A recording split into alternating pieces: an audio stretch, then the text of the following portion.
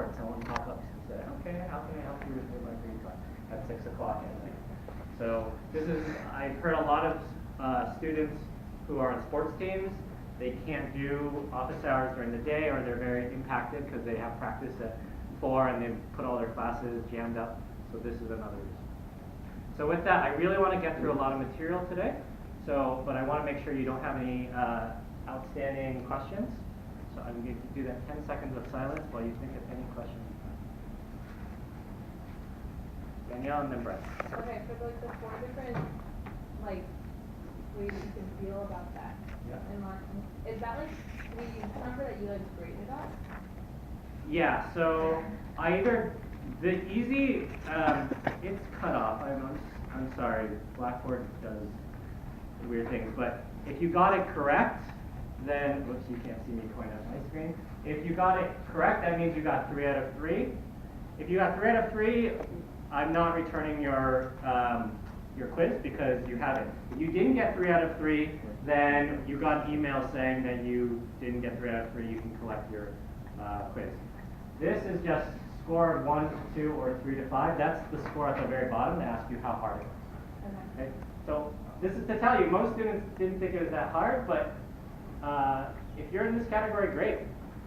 Great, because you realize you're shaky, you admitted it to the professor in this very minor, safe way, and now you can do something about it. If you don't want to do something about it, that's up to you. You can get a mediocre grade in this class. It doesn't hurt me, but I wish you would get it. Does that answer your question? Mm-hmm. Okay, great. Brett, did you have a... Yeah, is there a quota for the AHA?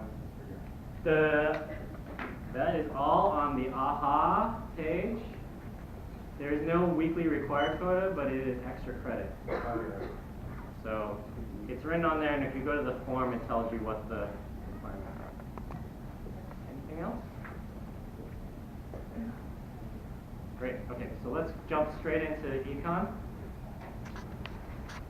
So we ended last class talking about supply curves. Supply curves are no different than demand curves in the following way. They are price-quantity pairs. They are the answer to the what-if question for sellers. What if this is the price? How much would you sell? Another way to interpret it is this willingness to accept idea, which is actually more fully described as the minimum marginal willingness to accept. So I don't have this written in there. I don't think there's a section where you need to write down willingness steps, but you should know the phrase willingness to accept because it makes it easier to understand the supply curve. So the text there, right here, is for the 17th unit for this seller. This is an individual seller. If the point on the supply curve is $5.17, that means in order to sell the 17th good, they'd be just willing to do it if they were offered $5. If they were offered $4, they'd be a little lower. They wouldn't be willing to supply the 17th unit. If the price were a lot higher, at $6, the seller would gladly sell the 17th unit. So again, this is the break-even point because we need some way to make sense of this question of what if. What if the price was $5? How much would you sell? If someone were to say, well, at $5, would you sell another one? And they say, yeah, I would sell another one. Then they didn't answer the question as we meant it to be. It's the maximum amount of goods that they would be willing to sell. And if I pick a certain quantity and price, that is the price at which that activates that unit. So the 17th unit is activated in a sense for the seller when the price goes up to 5. If the price is $3, the 17th unit is not activated. Brett? So this has to do with selling the 17th unit, not selling 17th unit? Yes, it's the 17th unit. It's the 17th unit. Because I could also ask you, if the price were $10, would you be willing to sell the 17th unit? And you would say, yes, I would be willing to sell the 17th, the 18th, the 19th, the 20th, all the way down to what this number is. Okay. So it's not I'm selling the 17th unit. It's not what I said. The other thing is, it's not that the seller is selling the first unit for $1, the second unit for $2, the third unit for $3. This is if they were offered every single unit at $5, how many would they be willing to sell? Yes, they are. Sell it, surplus. Is someone willing to buy at a higher price than they're willing to accept? Yes, so producer surplus, we're jumping a little ahead, but if you've looked in the book or elsewhere, the producer surplus has to do with the minimum willingness to accept minus that the price they get paid minus the minimum that they'd be willing to accept.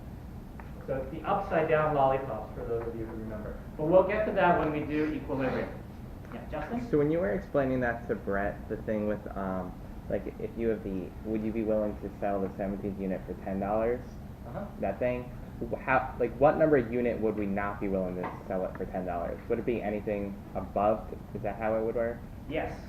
So if this were $10, then you would not be willing to sell this unit or this unit or any of the other units to the right. Okay. So at $5, you wouldn't be willing to sell the 18th unit. Right. And at $4, you wouldn't be willing to sell the 17th unit. Because if I was $4, this would be out of range. So you do all the units starting from the left. Okay. Duke, great questions. Why does the seller want more and more for the same product that they sell more? So think about this as you are, they have to give up more and more. It kind of has to do with opportunity cost, or it could be a mechanical relationship around, suppose you're running a restaurant, the more you sell, you have to hire more people. And in order to get more people, you might have to pay them extra or overtime. That's one way to think about it. The other way is to think about it, the first units of doing it might cost the same amount to produce, but then later amounts might cost even more to produce. Or less, so.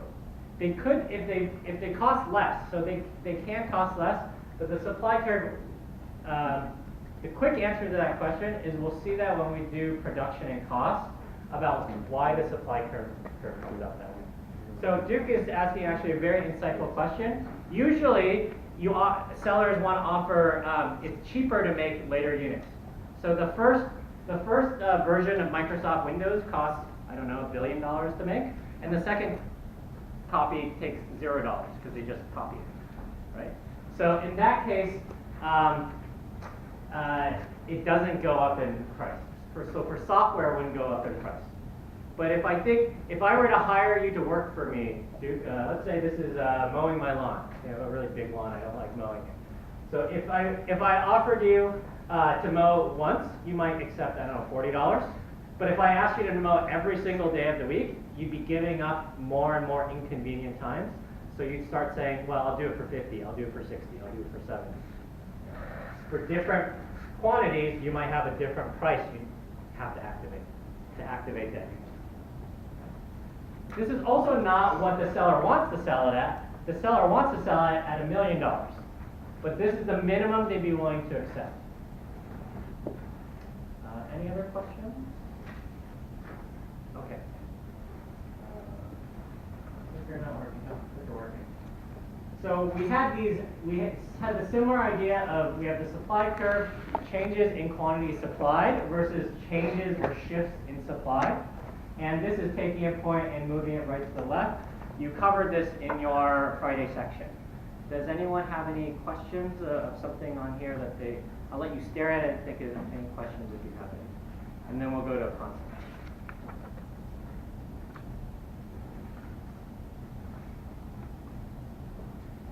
This is the moment in your head, if it's shaky, this is, go to the BuzzFeed-like article, look up shaky, look at things. Okay. So we're using the ceteris paribus idea. If the price of the good changes, it's a change in the quantity of supply. Another point on the same supply. If something else changes, this is a change in supply. The whole thing. So I'm going to give you this concept checklist. Everyone, half of you are going to love it. Half of you are going to say you hate it because it's unfair. You don't know up, left, down, right meaning. Well, that's why I don't grade you on this for homework. On an exam question, I showed you as concept checks so you can think about it. So explain in words what the supply curve given as a graph means, that's part A. If you're stuck, make a table. This is for goods or, the good or service seats on a flight from Ithaca to New York, New Jersey.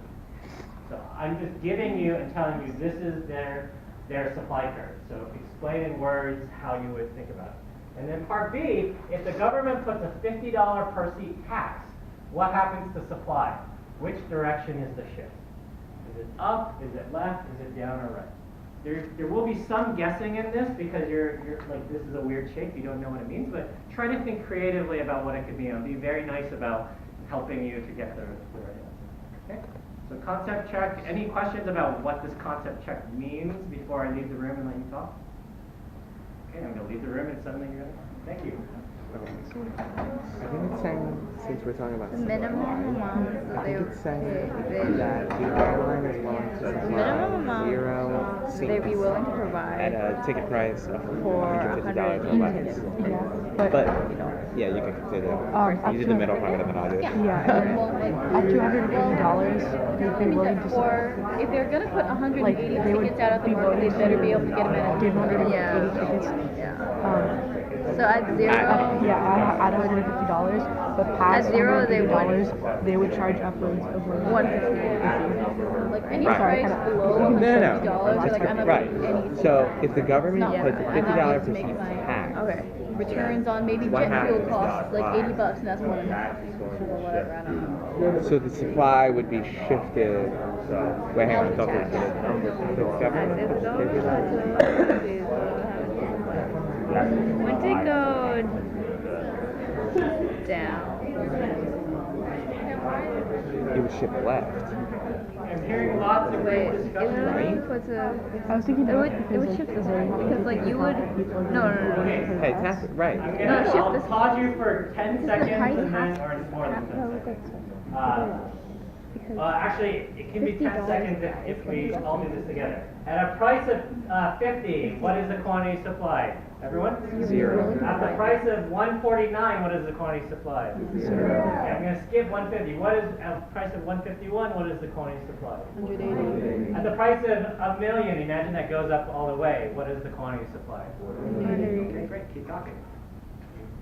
Or are you ready to answer? Okay, you ready? Okay. Megan has a question and then. Yeah. 150 is gonna go to the they want more. Okay.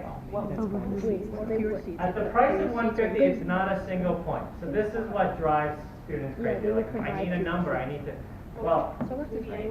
So what's raising the price? at 150, they're just willing to sell the first unit, and they're also just willing to sell the second unit. Just willing is willingness to accept. Just willing to sell the third unit, fourth unit, fifth unit, sixth unit. So they could potentially sell it to 179 units at the. And even they'd be willing to sell the 180th one at 150. And then beyond that, it's just bonus. Okay? We also don't say at 180 the willingness to accept is 150, 150, 152. This is just to help interpret for you that it doesn't go any further out. It stops there and it just sort of stops. Yeah, Leah? So why does the graph spike up and not stop? It spikes up because it makes it easier to talk about. But if you wanted to be very stringent and say what is the willingness to accept for, if I plotted just willingness to accept, then I would just draw a straight line here and end here and I wouldn't go up. Because the willingness to accept for this unit is 150. However, if I want to know at the price of $200, what is the quantity that would be supplied, then I kind of need this line. So it's just helping us have something we can talk about. So what I want us to agree on is this says that up to, the most important stuff is up to $149.99, 0 units, at $150 just willing to sell 1 unit, 2 units, 3 units, all the way up to 180. And beyond that, you can't get any more units. So I would also accept if you drew it like this and then stop, if you wrote stop there. That might be more. But then if I asked you at the price of 200, what is the quantity supplied? I don't want you to say, well, 200, there's no number here. So that's why, you know, if you want to think, this just tells you quantity supplied only, not willingness to accept. If that's helpful for you, write that down. That clarifies something. Okay? Oh wow, lots of hands. Before I get hands, let me ask, how many seats are on the plane? I know I heard a lot of people talk about this. Let's go with the back row. Anyone in the back row?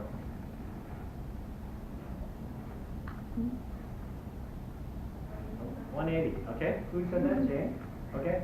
So, Jane, you know, if this, can we fly? Does this supply curve allow us to fly another plane in case the price goes up?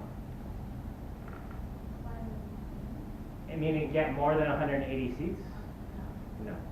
So this is as if we're stuck at one plane only, and the minimum they'd be willing to accept tickets at is $150. This is saying then, well, so this is one of the tricky parts. If you want to bring in actual operations in, you'll think, well, if they fly the plane empty, they're not going to make any money. Well, that's true. So they may not be willing to fly with like one person on the plane for $150. So there is a kind of, it doesn't quite fit reality in that way. But the way to interpret this so that we just have something to talk about is, imagine they have to fly it.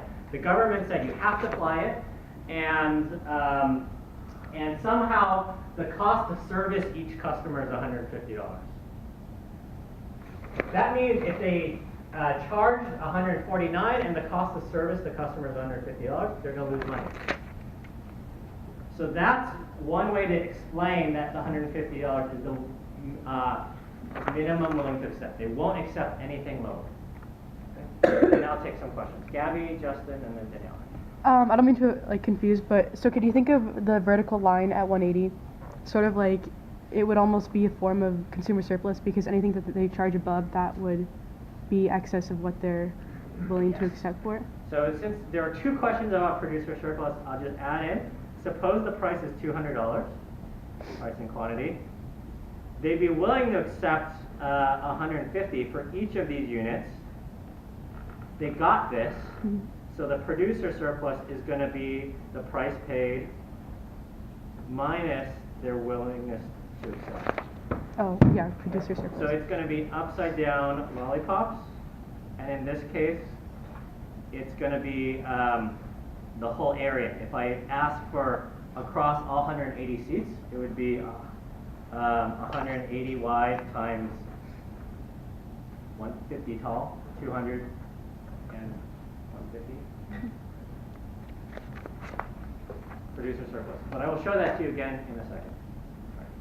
Justin, do you have a question? Yeah, so like, what would this curve look like if, let's say, because a plane has like first class, so let's say they have like 20 seats, but they only would accept like $200 for that, would it just then be another like step? So if we add first class, it's tempting to want to put that there, but we need for, when we talk about a market, we need for the good to be the same good. So if we have differences in quality or differences in goods, we would actually probably have two demand curves. Two supply curves. One for first class, one for economy. Okay. Question? Danielle? So for the, which is Fuck you. why would you have 180 of the quantity? Because couldn't any of the quantities also be locked to 200? Okay. So the what if here is, first I just want to say it's what if 200, so I just picked a random number. And then you said, why does it go up to 180? So this curve asks the question, the supply curve asks the question, what is the most units as a supplier you'd be willing to produce at this price? Okay. So at 200, the most the quantity supplied would be 180. So if they were actually offered $200, they would say, am I interested in making the first unit? Well, the minimum I'd be willing to take is 150. So look at my hand, not my eyes, 150. But I'm being offered 200. Yes, I want to do that. And then they're asked for that second unit, do I want to sell that? And they say yes. And third unit, yes. And so that goes all the way out to this unit here. Okay. So if you're offering the $200, Uh-huh. I guess, do you not, like if none of the units were bought yet, wouldn't it like go towards the first unit before the media? So, I'm not selling the 180th unit. So I don't want you to think the quantity supply is the 180th unit. It's 180 units. So it's just saying the quantity supply is all of those units. Sorry, all of these units. Okay. But then like the price for each one is only for that one of the. And we're saying $200 for each unit. Okay. 180 units where the price is $200 for each unit. Okay. So the thing that's tripping you up is one of the things that we're constantly moving back and forth between. In this case, we're thinking about different what-if scenarios. What if 200? What is the quantity supplied? What is the number of units that the seller would be willing to sell? We're not thinking sequentially, one after the other.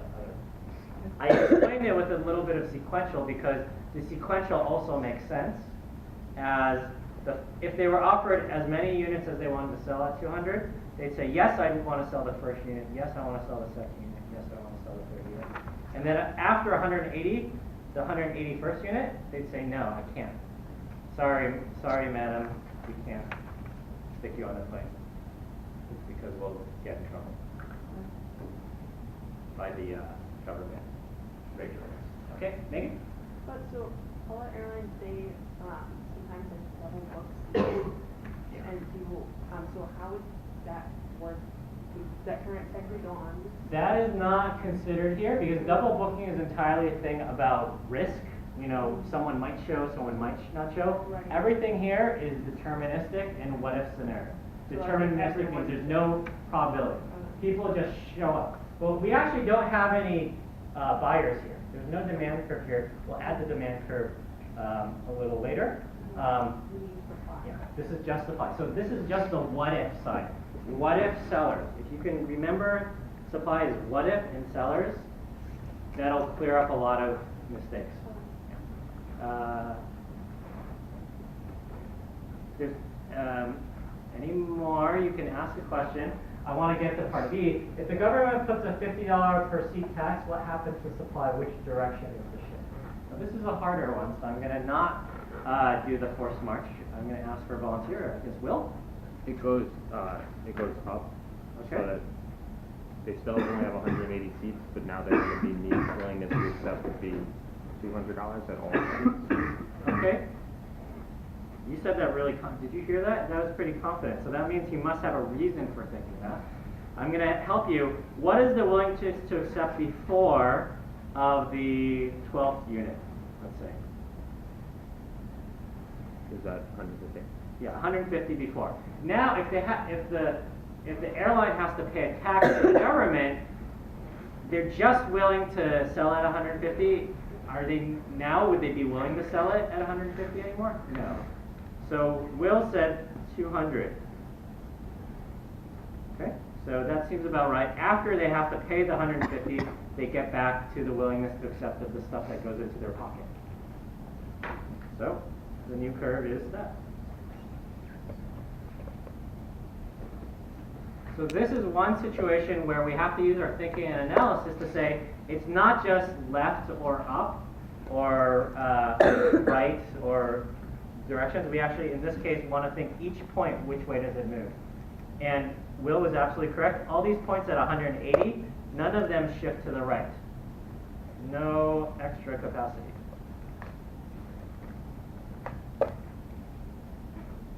So the correct answer is up. Up would be the only correct answer I would accept here, because if you said it shifted left, then I would think that it goes this way, but the 150 doesn't change.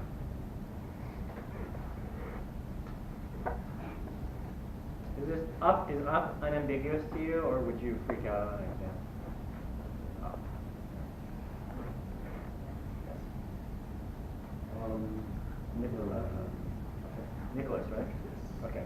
No name tag. Bring your name tag. Take it out or make one or bring it next time. So this really hits home this idea of willingness to accept, sellers, a lot of what ifs, and a shift. When something has changed in regulation, the supply curve shifts. Arun? If the $50 taxes on the consumer, then it wouldn't affect that. If the $50 tax is on the consumer, then it wouldn't affect the seller, it would affect the consumer, and it would shift the consumer's willingness to pay down $50. If you didn't get that, we'll do an example soon, so I don't want to dwell on that. But the key thing is, this thing has to affect the what if for the seller. So the price quantity pairs, when the seller is just willing to sell that item or that quantity of the item, it doesn't represent what the sellers are charging or would like to charge. So they might be charging $200, $300, but the minimum they'd be willing to accept may be $150. That's the thing that we want to know for economics. So as we move forward, let's do some diligent writing. Countdown, 5, 4, 3, 2, 1. Slide 46. Okay. So next we get to the market where supply meets demand. I really encourage you to read the textbook on this. If you're not able, if you don't fully understand it in class, I think about half of you will get it fully from class. You've seen this in micro before. You're not the ones I'm explaining this to as much. I'm trying to explain this to the people where this is new. So the best way to think about the market for me is, again, what ifs. But it's a very specific what if situation. We want to think of it as a game. We have players who are sellers and buyers. Sellers can choose prices, buyers can make offers. What would end up happening? That's one way to think about this. So if you use that, taking this idea of there are people and we're thinking about all these different what ifs, then the idea gels a lot better. So as you can imagine, the sellers are the supply curve at different prices. The buyers are the demand curve. And then we have to put them together and see how they intersect. So I often like to think of this as an auction with simultaneous buyers and sellers. So key terms in this is equilibrium. Equilibrium is a point on the price quantity axis. It's a single price and a single quantity. We call the equilibrium price the price, and equilibrium quantity the quantity. And it is exactly at that center dot where supply and demand intersect. This is very special because at that price, the quantity demanded that we read off the demand curve exactly equals the quantity supplied. There's no extra people who want it. There's no extra people who want to sell it at that price. It exactly matches. Just as a term, disequilibrium just means at any other price. We're at disequilibrium. There are two types of disequilibrium. There's a surplus where we have excess supply. Some people like to write down P is greater than P star. I just like to remember supply is to the right of demand at some price. I'll say that again. Surplus or excess supply means supply is the one that's further to the right. Or quantity supplied is greater than quantity demanded. That is a surplus where there's excess supply. So the quantity supplied is greater than the quantity demanded. Okay? A shortage is where there's excess demand. I don't like to memorize things. I have too many things in my head, and Google helps. I need to just understand it. So the thing to understand is excess demand means demand is greater than supply at that price, or the quantities of demand and supply are greater at that price. So I find a point, I draw my supply and my demand, and I found a point, and this point would be a point where the quantity at this price, this point would be where the quantity demanded is higher than the quantity supplied. So that's a shortage. That's like Krispy Kreme on a free donut day. Okay? Too many buyers. Arnold's book does a great job of this. So if you look at Arnold, you can look at those pages. OpenStax, you can actually just Google or search in the page the section on equilibrium. So getting to equilibrium. Equilibrium isn't a magic thing we tell you in econ that everyone has to follow, and everyone gets their econ playbook, and they say, oh, I'll follow the rules. So to bring this alive more, I'm going to show you how we get to equilibrium. Suppose that the figure to the right represents the market. What would happen if the sellers tried to charge $3? So where is $3 on here? $5 there. $3 would be a little lower. Okay, so the sellers aren't willing to sell anymore at the same price, but if the price goes up, they're willing to sell more. And I'll give you a final side of this. If we imagine the price didn't change,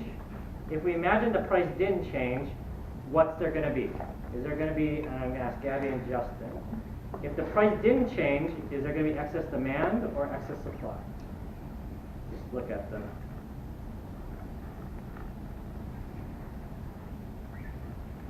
Excess, I think supply is. Okay, so this is Yeah, the old it's a supply. price and the old supply and demand. So let me draw the new supply and demand with this. Okay, so the old supply and demand is here. The new supply and demand is this one and that one. Okay, so I'm gonna, how do I hide things? Okay, that's okay. If you say this will go up. The income is going up. That's what's driving the demand shift. And if the price didn't change, if the sellers of vacation packages were a little dumb at first, then is there going to be excess demand or excess supply? Which one's quantity demanded? The right one or the left one? Or pass. You can pass. Wait, so, What you think? yeah, I'm confused. You're saying that it's supply, wait, the price that the travel agencies or whatever are selling it stays the same? That's what you're saying? Suppose for a second, only a second because it's dumb and they're going to change it, that the price didn't change. Suppose the price was, the equilibrium price was $1,000, and after the shift in incomes, they still sold them for $1,000. So it'd be demand, right? So they're going to see excess demand. They're going to see a bunch more people who want it. They're going to be a shortage of vacation packages. Right. And then they're going to move up. They're going to raise the price and have that process. So you got to weave in like go back in slides to the getting to equilibrium and use that here. Duke. Is this demand curve moving up or to the right? How do we You can call it to the right or up. They would have more It is supply both. than they need. So up or and right. We're just describing. If I wanted to ask you in a very clear way, I would say, given the same price, is it a higher quantity demanded, less quantity demanded, or the same quantity demanded? And then it's very obvious. Or I say, for the same quantity of good, is it a higher willingness to pay or a lower willingness to pay? And then it's crystal clear. If I just ask for directions, up and right are the same, except for the concept check that I showed you where only one made sense. Or is demanded at the same price, so I guess the I price. see faces Doesn't of move, but comprehension moves and supply stuff changes. churning, so I Moves like that. doesn't change. But if it's faces of confusion, that look very similar, please ask a Well, question that's like like you if you're did. doing this one. Okay. So we're gonna breeze through these quite quickly, and I'm just gonna, so this is slide, that was slide 64, this is slide 65. Rise in price of buses, trains, and airfares to Manhattan. Hotels in Manhattan is the good we're looking for. So we're not talking about buses, trains, and airfare, people going on buses, trains, and airlines, but how does this affect hotels in Manhattan? So you have to think through that list. Let's go over here. So maybe Brett, Nick, and Rich. One of you pick demand or supply. I think that it's not drastically going to change, but I think the demand is going to decrease. Okay. Decrease People because have less money to spend on the hotel because they're spending more. so the key word here is complement Yeah. or peanut butter and jelly. Okay. Peanut butter and jelly. They go together like peanut butter. Airfare, travel to Manhattan goes with hotels. So there's going to be a shift to the left of demand. That's what I heard you say, Brian. Yeah. Okay. So now Ridge and Nick, you get supply. One of you. Does it change? Does it go up, down? It's like, Stays the same. Good. People behind you agree. Stays the same. Good. So this is S prime.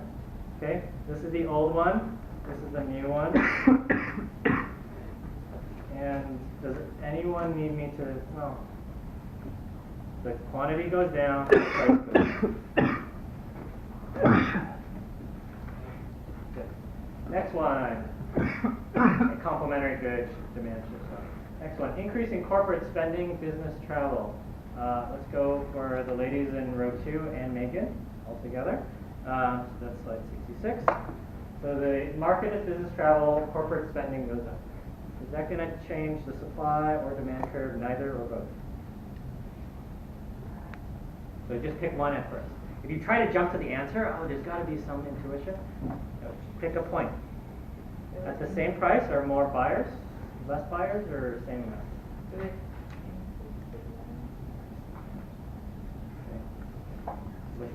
And if it exactly increases demand if at the same price more people, more business travel is done. Yeah, that makes sense. Corporate spending and travel is done. Okay, if the price that is being charged by the business travel, we're just using that as a generic good, doesn't change, is this going to go to the right or to the left on the supply curve?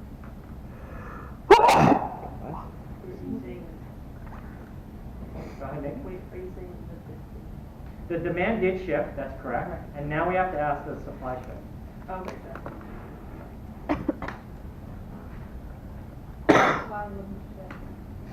Why wouldn't shift? Because the viewpoint of the supplier is not changing. If the price is the same, they're still willing to change it. Nothing of their input prices, nothing of the other things they can produce. The viewpoint of the seller has not changed at the same price. So S prime, and then we have a new dollar. Yeah, Justin? So like in this case, like the supplier would be like a hotel or something like A that? hotel or an airline, if the price didn't change, they're not going to run any more flights. Right. The hotel price doesn't change, they're not going to try to squeeze in more people or open up a wing that was closed before. Or whatever. Okay. Corporate incomes, demand shifts to the right, and then you get the consequent equilibrium shift. Increase in the price of jet fuel for air travel. Okay, I'm going to go DJ, Duke, all the way to, is it Max? Yes. Great. All the way to Max. Okay, anyone can pick one.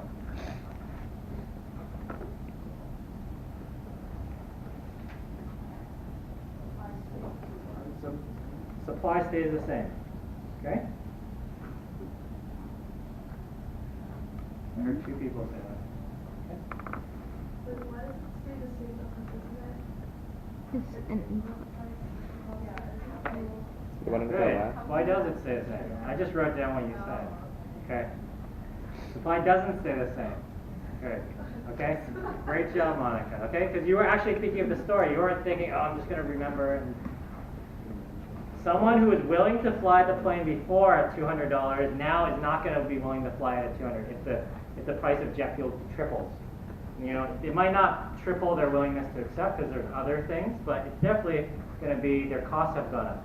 So in this case, I like to think of that point going up, and so that's fine. You can also say at that same price, some people aren't going to be willing to fly. Then you think to the left. Okay. Demand, is that going to shift?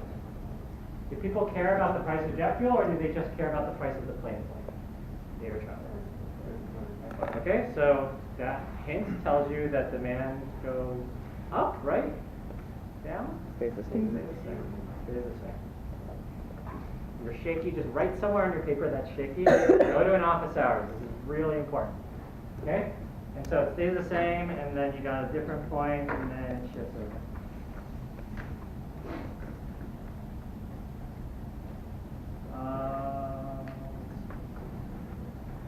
I'm going to skip the examples because the answer's on here. There's one where if the price of corn changes in the wheat market, it actually does 2 shifts. One, because people who were planting corn before are now planting wheat, are going to now produce corn because corn is more profitable to plant. So on the supplier side, it changes something.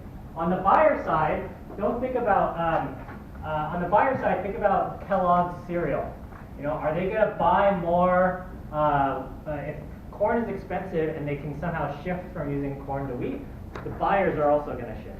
So you might have 2 shifts. That's what this looks like. If you have these 2 shifts, depending on which one's higher or lower, it's going to shift the prices and quantity differently. But the most important stuff is 2 shifts. I want to get to this, at least put in your head this concept check. In a supply and demand framework, the number of sellers goes up, supply will shift to the right, and in equilibrium, each seller will sell more. So I'm gonna, okay, supply, demand, supply, so it's gonna shift, supply S prime, maybe it shifts proportionally, maybe it shifts, changes slope. Well, the price is gonna go down. The price is gonna go down. So the key hint here is, what is individual supply? Does that change? Okay. And if so, depending on, does it change? And then if it doesn't change, or if it does change, when the price goes down, how does that change individual supply?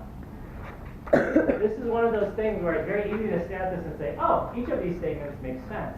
But the actual answer is false. Part of this is true, part of this is false. I'm going to end with this idea. If you're really puzzled and you want to rock it on Thursday, then you can go through the numerical example that I have in there. That's it. Thank you. So, new sellers entering the market isn't changing. Anyone who didn't see something I wrote quickly enough? They're here. Go ahead and grab The one. slides so quickly. Great class, everyone. Gabby, we did pretty well. Lots of New learning. sellers change. It shifts to the Proud of us. right.